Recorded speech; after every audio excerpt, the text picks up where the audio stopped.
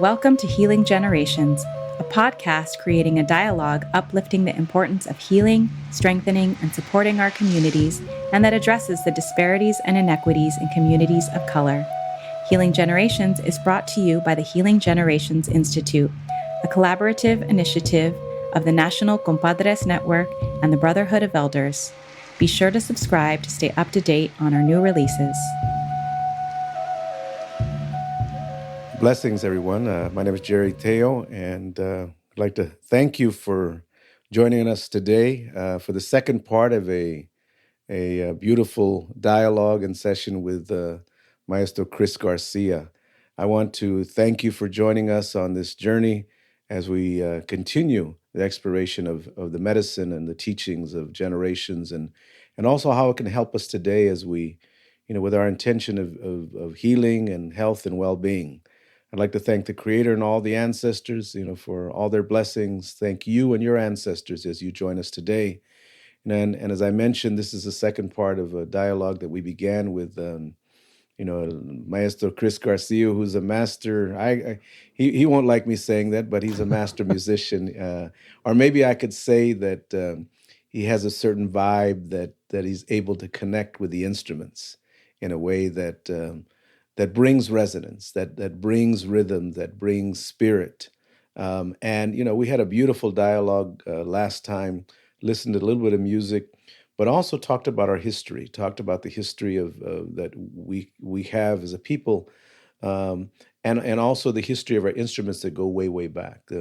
The one thing that I think that people don't recognize, because in this, I think, society, we look at music sometimes as just entertainment, but sometimes don't recognize that from our indigenous people of all across the world, they recognize that music was a significant element within the whole atmosphere of well-being. So I want to welcome you, Chris, and give you the opportunity just to welcome folks and share a few words. Thank you, Jerry. Thank you, folks, for coming back. It's a pleasure to be allowed to try and articulate what I have been asked to articulate. Jerry, it's been a couple of years since we first met each other, and our paths have crossed in very many ways, with people we know and people we don't know. And it's been really good to be a part of this, because what happens is we just do what we do. We don't always, sometimes you're just so involved in what you're doing. You're like, oh, these other people are doing, look at this great work these people are doing. Like I didn't know they even existed, kind of thing. So that's part of the reason why I do what I do, just to let people know that the instruments exist and give them a contextual history. Because a lot of times I hear even our own people talking about things, and the time frames are just not correct. It's like saying, our two best presidents of the history of the United States were, our first and second president, George Washington and Abraham Lincoln. It's like, well, he wasn't the second president. He's like the 16th president. And a lot of times I hear people talking history and it's not correct. And they need to be aware that it's not correct so that they can educate themselves to educate others and share that information. Because none of us know everything. And that's why we have to sometimes just, sometimes when I'm with an elder, I don't even say anything. I just sit there. And sometimes they don't say anything either. And it's always funny with who's going to break the silence. But it's always, when you see them and you listen to them, you don't even realize that you have been taken into another world. It isn't until they're done, and then the silence ends, and you get up to leave, you realize, oh, I'm going back into the world now, to the world that most of us think of. When I first started playing, I just wanted to play, to learn. There's treatises on music of India that are 5,000 years old. In music of India has music for the dawn, for the afternoon, for the late afternoon, for the early evening. They have music for specific times of day. And what they've been finding in the last 15, 20 years they'll listen to, they'll hook up a person, they'll monitor their respiratory rate, their brain waves, the oxygenization of their blood, and they'll play a piece of music at 9, 12, 3, and 6. And it has a different resonance for that person depending on the time of day. Hmm. It's not the same resonance, which is something that we don't think about. Jerry was talking about music as entertainment, and most of what we have today in our lives is on tap. Even water. Before it's like, water weighs 8 pounds a gallon. So if you had a gallon of water and you wanted to walk 30 miles, you would hope a place beyond that 30 miles that had water, because if you didn't have enough water to get back, you were not going to get back. And so now that water is on tap, like so many other things, people just take it for granted, including music. Music was done for very specific things, whether it was the celebration of a child, or the mourning of a person, or a wedding. There was music for specific times of day and for specific rituals. Music as ritual. Now it's just become music on tap, but everything has a physiological and neurological effect on you as a human being. This is not eating Twinkies and walking barefoot through the water, to quote Anthony Braxton. This has been proven scientifically. So there's different facets of this. So if we look at that, and if we say, well, I know that if I'm playing, if you play any instrument from any culture in a non-rhythmic way, in the West they would call it rubato. If you don't play a specific rhythm, if you play 2 notes and let there be a big space and then another thing, and not even specific melodies or specific rhythms, we know that this kicks in the alpha brainwave state of human beings. This has been proven over and over and over again.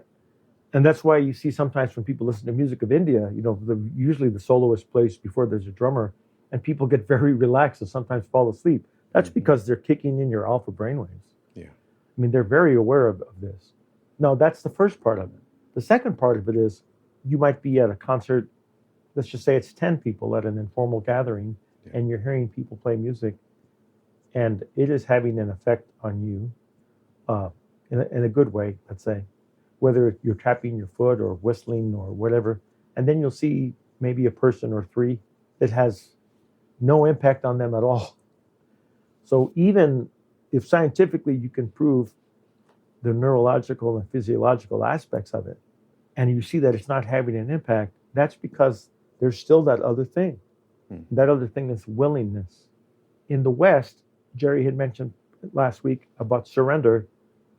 When we think of surrender, we think that we're letting somebody else impose themselves on us, but that's not what surrender is. When when the drop of water enters the ocean, it becomes the ocean, but it's still that drop of water. Yeah. So it becomes part of a larger thing. It's not like, oh, I don't want to do that because that, I don't like that the way that person or anything like that. So as I played over the years, and I've been in 28 countries on 5 continents, you begin to experience what music does to people. It's interesting because, like I said, even if you know that this is going to do this to another person, they still have to be willing to do that. Right. So that's the problem with the resonance. We all have a resonance, and every person has a resonance. And sometimes things will resonate more than others, and sometimes not at all. And the thing is not to do something with an intention to make that person resonant. The thing is just to keep your intention clear. What is your intention? Is your intention to show somebody how fast you play? Is your intention to show how loud you play? Or is your intention to have everybody be with you at the moment, every moment? It's a very different thing. Yeah. Wow. And I've been blessed to play with those musicians that are like that. And Jerry's correct. I had a hard time with maestro as a term, and they just did an interview on me, and the guy I had the guy take it out. I said, please take that out.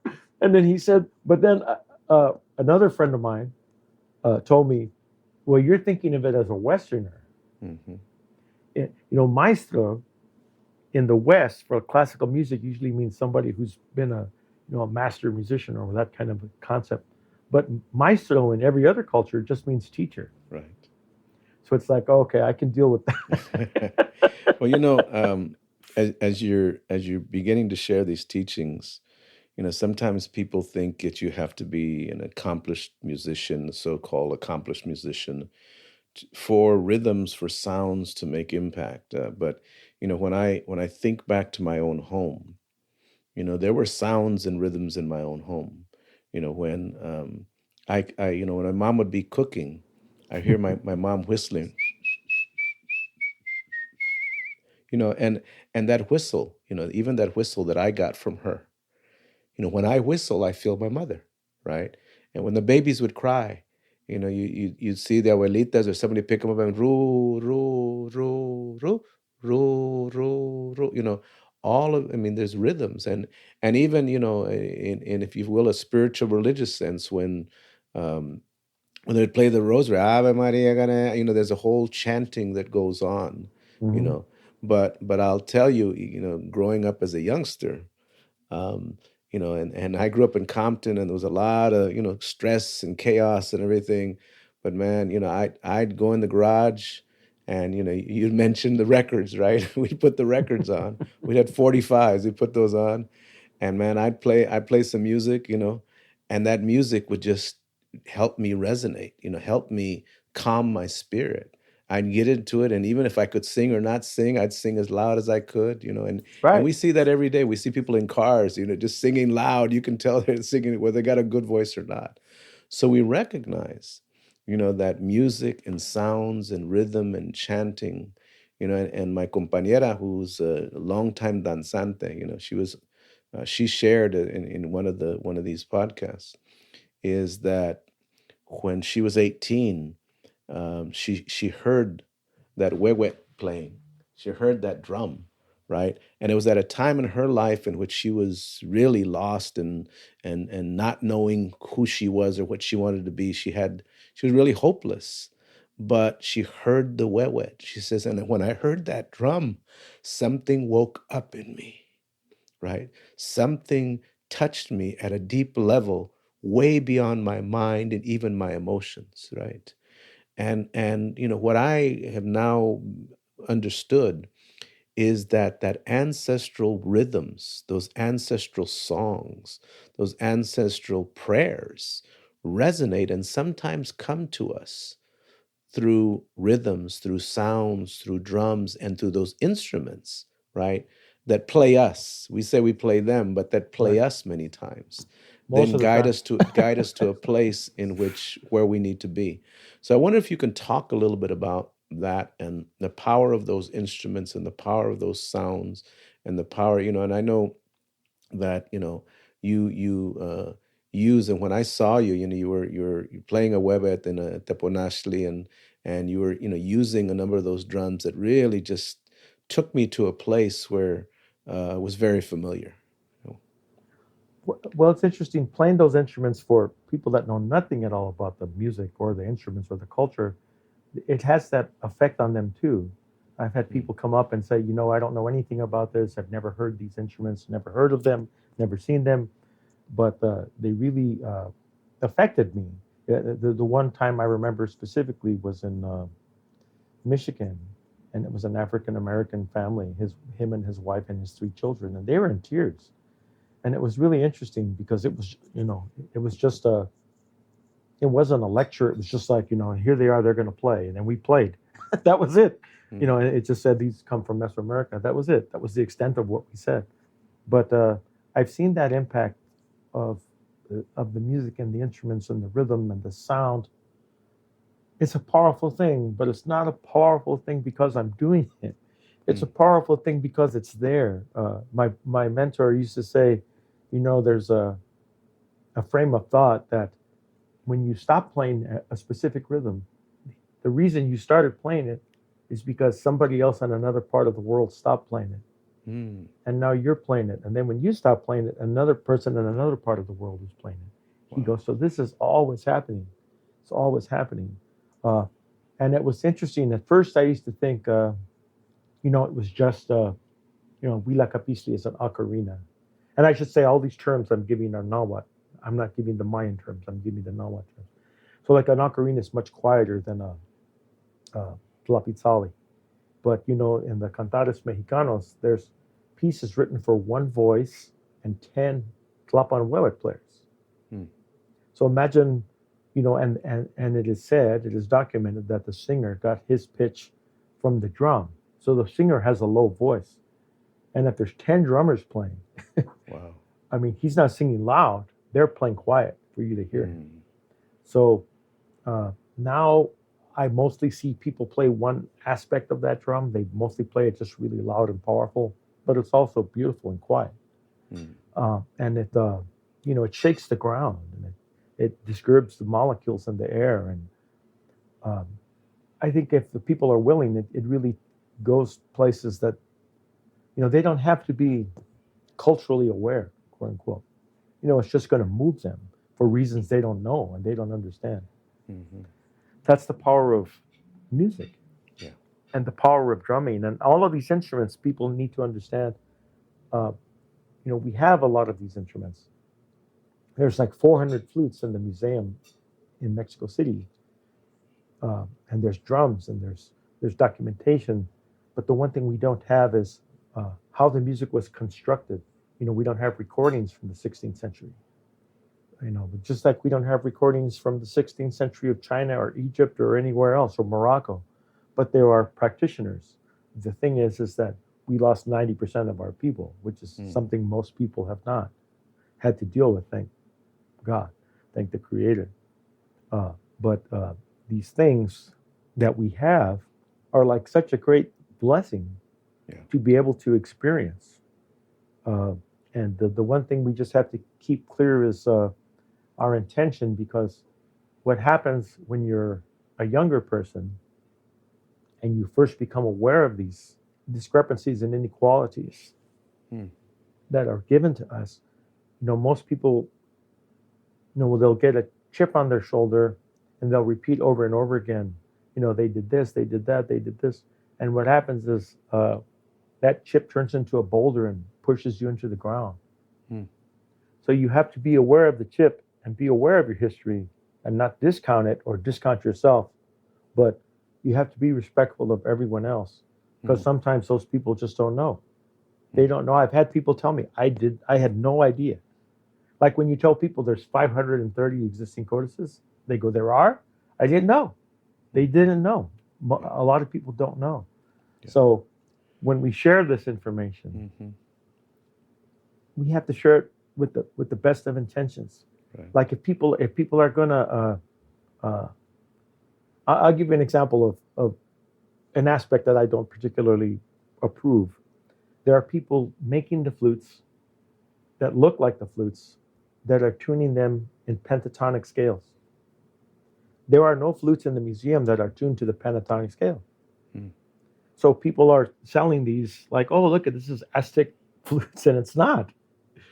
But they're not telling people that, or some of them are. These are pentatonic flutes because you can play them with other instruments. But that's not what any of them are. When I met instrument makers in Mexico, I met this gentleman who had 10 different tlapanhuehuets and 10 different toponazlis. And all of them are different. They're not standardized, like a piano, as an example. So I felt really dumb asking the question, especially when I heard the answer. But I said, obviously you've been doing this your whole life. And obviously you could make them all the same height, the same girth, all of the same carving, but they're all different carvings and all. And I said, why haven't you standardized this? And he said, because when a person comes in and plays any of these instruments, they're going to play the one that resonates with them. He goes, so every person has a different resonance and they're going to gravitate toward that. So why would I make 10 of the same thing? Which is like so simple, right? How simple is that? Right? but it's like something that hadn't crossed my mind. He's like, no, every person needs to find their own within their thing. Right. So when you meet with instrument makers or you see instrument makers like Don Max in Mexico, he's not in Mexico City, but he's out in Mexico City, and you see him being interviewed, and he said, I had no knowledge of any of this. Uh, he had never even heard of the instruments, but he started carving, and his carvings are exquisite, and he's had no training, and that's that thing. It's in the blood. When you're talking to an elder and you're saying, I wanted to play this, this, and this, and it just didn't come out. It did. I started it, but it went another place, and then they just slap the crook of their arm, and they say it's in the blood. Your blood is taking you someplace else. Mm-hmm. It wants you to take this someplace else. Not it's taking you. You're not taking it. Right. And it's like you have to this whole concept of surrender. Surrender isn't weakness. Yeah. Well, because you mentioned several things that I think are seem very simple, but they're really very profound. You mentioned the sense of willingness. That us and willingness comes with that word will. Like we have a will, and we should have the right to choose the direction and everything. But in indigenous thought, in our traditional way, everything has a will. The earth, the wind, grandfather, sun, these instruments also have a will. They have a spirit, right? And the willingness to allow them many times to guide us then opens up a portal by which their medicine can actually heal us, right? The other thing that you mentioned that we've talked about before is the sense of silence. People think that silence is not a sound, right? Right. And you said sitting there with the elder in silence, right? Mm-hmm. And sometimes that silence, is the profound sound that we need, the profound resonance that we need at that time, And Well, go ahead. I wanted to say one thing I've been doing the last several years is, uh, now that you can record with a cell phone, like if I'm in some place, uh, in usually do it in the evening. Uh, Now I'll just sit down and record the silence of the place, Hmm. whether it was on the top of the pyramid of the sun in Teotihuacan or at the bottom of a riverbed by Big Sur. So I just, I will say, the date, and I'll say, wherever it is, and I'll record like 3 minutes of the silence of that spot. Hmm. And I can listen to any of those, without listening to the first 10 seconds. And I recognize the silence of that spot Hmm. without knowing it's Big Sur or the pyramid of the moon or the pyramid of the sun. Because all of those, every place has a resonance. And the resonance is not always sound. Right. It's and it's not because you heard a bird or that kind of thing. It's like every place has a resonance, and the silence is in that resonance. Mm-hmm. Yeah, the other thing that really caused me to think is what this instrument, carver and maker was telling you, that everyone has a resonance too, not just the Right. sign, but we have a resonance, Right. and how do we uh, honor our resonance? How do we honor, if you will, our song, so that we can resonate in a good way with the world, with the universe? And I think that's what we're exploring right now. How this is a difficult time because people, are being forced to do something different, to be more quiet, to go inside, to not be out. And I think, for me, music has always been a healing element, for me.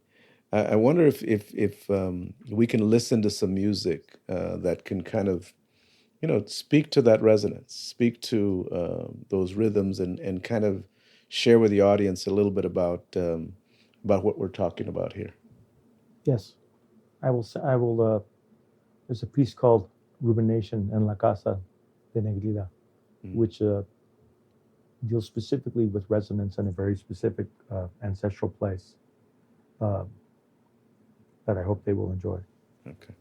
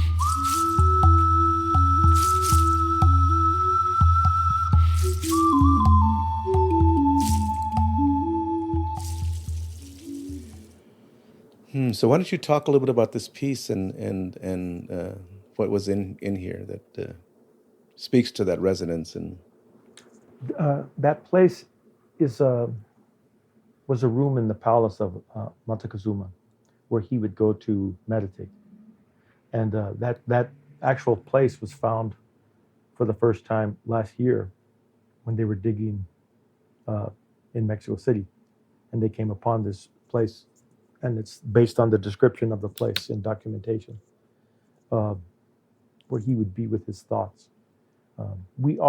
Each of us has some kind of armor that we wear, things that have hurt us that we do our best to protect ourselves from, whether that person intended to hurt us or you just got hurt by it. Yeah. And basically, what you were talking before about willingness, we have to be able to take that armor off and put it down and be willing to let this thing overwhelm us and immerse ourselves in it. Yeah. And it gets very emotional. It gets very emotional. That's one of the things when I'm working with youth, I said, please take a moment, every day, 5 minutes, just to be with your own thoughts, without your phone, without your friends, just, because the cell phone is just a tool like everything else. It can be used or abused, but it's like you need to be with yourself. You need to know what you want, and a lot of times, or what they're want to do, or what they're willing to do. And I say, if you don't know what you want to do, write down what you don't want to do, and you'll figure it out. I said, I don't know if I want to be a lawyer or a construction worker or an astronaut. It's like, well, write down what you don't want to do, and you'll figure that out. Do you want to do this? Because there is an art to everything. There really is. I mean, that's why you only eat at certain restaurants, right? Right? Because there's an art to everything.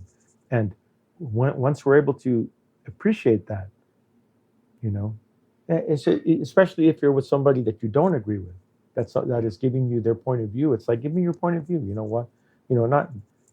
you're probably not going to change their mind, and they're probably not going to change yours, but you're getting information and understanding why they think that way. Mm-hmm. And a lot of times, like I don't teach privately or publicly, but I'll have a person come. I have a question. Can you show me this? And I'll say sure. Come to my studio, and just play for me. And I'll ask them to play for me. And I'll say, so tell me what it is that you want. What is the problem you think is the problem for you? And they'll say, well, I'm trying to do this. And I'm like, okay. And once you see it, it's really clear. It's like, oh, okay. You just need to turn your hand this way, so that instead of being flat, it's at an angle, so that you could come off the drum at a way that you couldn't come if you were coming flat. And then everything just opens up for them. It's just, usually it's a simple thing. It's not a really difficult thing. And a lot of time it's their perception. Well, I think I'm doing it wrong because of this. It's like, oh, okay, well, try this. Like, oh, there's people that, there's a whole concept right now of multitasking. Yeah. It's like, oh, you can't multitask. You need to do one thing at a time to do a thing right. It's like, well, your heartbeat, when you walk, you do not walk in relation to your heartbeat. Your heartbeat has a pulse, your walking has a pulse, and if you're talking, so you're actually a polyrhythmic being. You're doing 3 things at the time, every time, and you're thinking. That you're doing 4 things all the time. All the time. It's not even like, look what I can do. It's nothing about that. It's like, this is just something you do.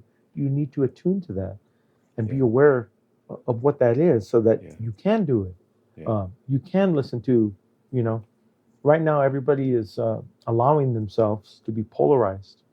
The thing to remember is that no matter, if you view yourself by the color of your hair, your eyes, your skin, whether you identify yourselves politically, spiritually, economically, politically, the one thing we have is 9 months of rhythmic training in our mother's womb. We have 270 days. It's the most intense meditation we'll ever have. Wow. And it's been with us before our feet touch there. And it's with us until we take our last breath. And instead of seeing that person being a green person or a blue person or a purple person, just remember that they're a person. And sometimes, like a boxer, good boxers will always see their fights after the fight. So you have 2 guys weighing the same amount, within 5 pounds of each other, same height, same everything, but one guy gets knocked out. It's like, so wait a minute. According to logic, if they have the same skills, if they have the same tools, if they have the same everything, why does one get knocked out? Well, that's what we were talking about last week. There's information, there's knowledge, and there's wisdom. The wisdom didn't kick in for that guy that's on the floor. But when he's watching the video, everything is crystal clear. Yeah. And this is our dilemma, is that once you're not in the dilemma, everything is crystal clear. Like if somebody comes to you and says, I'm having this problem, and it's your problem, it's very clear to you what the problem is. Right. But as soon as you take it from your own perspective, you get lost. Yeah. We get lost. Not you, we. All of us. We're all human. We all have our strengths and our weaknesses, and that's why we have each other to help us through these times. As we move towards the conclusion of this, one of the instruments that we have that a lot of people don't recognize, but we see now people get damaged by, is our voice. And our voice, the oldest instrument. Yeah, it has a resonance, it has a power, and we know it can hurt people. When you speak loudly and harshly and with certain critical words, it can really damage someone's spirit. But we also recognize that your voice can heal, and that your voice, through sound and through chanting, but also through speaking softly and using words that are more compassionate and not critical. But we, those of us that work with people or work speaking or professionally, some people speak very, and very, very quickly and speak very loudly and can make people nervous just by the way they speak, and we do that when we're upset. We're speaking very loud and trying to over speak somebody and all of that. But And you mentioned reflection, looking at the picture of how you use your voice. That we have right now is a very profound time to use our voice. you know and how do we use our voice in a way that heals? How do we use our voice that helps to bring people together? How do we use our voice so that we can heal but the universe can heal? How do we use our voice so that we can build, if you will, a way for us to, in the Nahuatl language, it says en Cloque Nahuake, to bring a sense of interconnected sacredness, you know. And I know that you understand that resonance within a voice. I wonder if you can just share a couple of words about that as in conclusion, As we begin to finish, I'd like to ask you what parting consejos, advice would you give to people about their voice, about their resonance, about the sounds that can help in their own healing? In order to listen to anyone, we need to listen to ourselves. Hmm. And one of the hardest, more difficult things we have sometimes is forgiving someone for something. And a lot of times, the reason it's so hard is because we haven't forgiven ourselves for something. And in order to listen, you need to be quiet Hmm. in order to listen. If we're just talking all the time, we're not always getting back what's coming at us. They said the Tlamatina used to teach with an obsidian mirror pointing at the student. So while he was teaching, the students saw themselves and their response to what was being done. So we need to be reflective within ourselves and forgive ourselves for all our inadequacies. Because each of us has so many, in order to do our best to be our best for somebody that needs us when they need us. And it's difficult. It can be difficult. But remember that we're not alone, that we each have a legacy. We have an ancestral lineage, no matter what ethnicity or culture you are, we are. And that most have been through what we are experiencing, maybe in ways that we can't even possibly imagine, and we just need to be thankful and grateful for the blessings we have and be able to share those with those who want to know. One time an elder was speaking and he kind of just started speaking without really being asked. And he gave great information and knowledge about this one thing. And that when he was done, I asked him, I said, this is the first time you've said that, something like this. And I was wondering why you decided to share that today. And he said to me, I could stand here all day and say all kinds of things to all kinds of people. But unless they're willing to want to know, somebody asked a question and he answered. He said, but if they're not going to ask me a question, then there's no point talking about anything. Because if they don't want to know, why am I talking? Yeah. And I have experienced this with all my elders, whether they're from India or indigenous and from different countries. They all have this wisdom of, they say the beginning of wisdom is silence. And it's like, and it was funny because when I was young, like teenager, I used to think, oh, because the person knows so much, they're not going to like speak it. But it's like, no, you realize, no, the beginning, you got to be quiet. Right. Well, and be with yourself.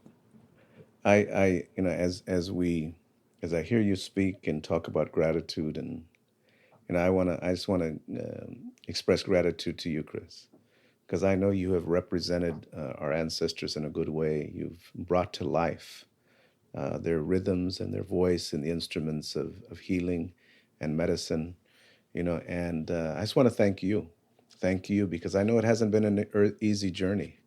Many times you go in places in which people don't know who you are, and sometimes don't want you to be there, don't want you to say truth. Right. But you have been dedicated to bringing, the medicine of our people, the medicine of all people. And I really appreciate you bringing the resonance of honoring all people. And as we close out today, you know, we're going to listen to one more piece, and I'm going to offer to the audience out there, then take a moment. Just take a moment and feel the music as we end this podcast, right? Um, and offer blessings. We thank you, and may you have blessings and continue listening. Give us reviews, and we really appreciate you. Listen to the resonance of your music that is within you. Connect with your ancestors, and then bring it to life, so that all people can live in harmony and the well-being in the way that our ancestors wanted. Thank you very much. Listen to this piece.